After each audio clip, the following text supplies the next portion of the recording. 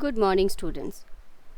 As in early classes we have discussed about the squares, about the perfect square and which are not the perfect square. About these we have discussed. So in today we will discuss about the square roots and the methods by which we can find out the square root of any given number. Okay, so let's come to that. So what do you understand by square root? Suppose you know the area of a square. Suppose it is given the area of a square is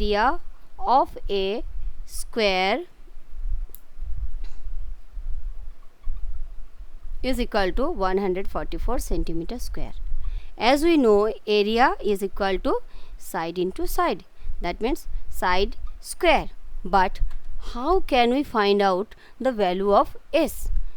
Here S as A equal to 144 centimeter square. So what will be the value of S? We don't know the method. Now we will discuss about that. Okay, the first method. Here we will consider the first method as repeated subtraction method. First one is repeated subtraction method.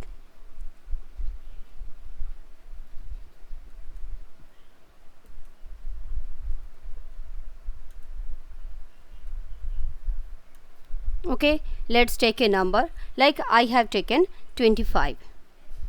How we can find out the square root of this one by repeated subtraction? So here we have to subtract that given number by the consecutive odd numbers. Like first one, if it is 25, first we will subtract it by 1. So what we will get? 24. In next step, 24 will be subtracted by 3. So what we will get? 21. In third step, 21 will be subtracted by the next odd number, that is equal to 5. So what we will get? We will get 16. Now 16 will be subtracted by 7. So what we will get? 9. Now 9 will be subtracted by the next odd consecutive number. So we are getting 0. Up to till now, when we are not getting 0, we will subtract it with the consecutive odd numbers. So how many steps we have followed here? 1, 2, 3, 4, 5. After completing 5 steps, we have got 0. So 25 is, that is the square of 5, or we can write square root of 25, that is equal to 5. This is the method of repeated subtraction. Next method. Here we will discuss about the prime factorization method. Prime factors you know na? If any numbers has been divided by the prime numbers, and the how many prime numbers we are getting, these are the prime factors. Let's take an example of let's take 144. Okay, by prime factorization method.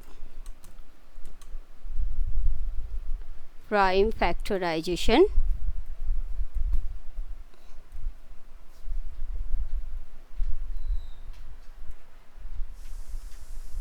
Okay, here I have taken one number 144.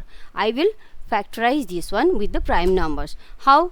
So for that, what I can do, 144. Then first we will start, as it is an even number, so we will start with the smallest prime number, that is 2. So here we are getting 72. Again it is 36. Again it is 18. Then again it is 9. Again it is. Okay, so what are the factors we have got? Here 144 stands for 2 into 2 into 2 into 2 into 3 into 3. So here we can group them. How many pairs of 2 has present over here? 2 pairs of 2 and 1 pair of 3. So for getting the square root of 144, we will take 1 from each pair. So first pair 1 2, second pair 1 2, and third pair 1 3. So what is the product of these three number? That is equal to 12. So here we can write square root of 144 is equal to 12. This is the answer, and this is the method of prime factorization. This method we can use to find out the square root of any of the large number. But if it is a very large number, there also you can see that this method is difficult, or it will take more time. So for that, what we can do, on that case we will follow the division method. Okay, let's come to the third one, division method.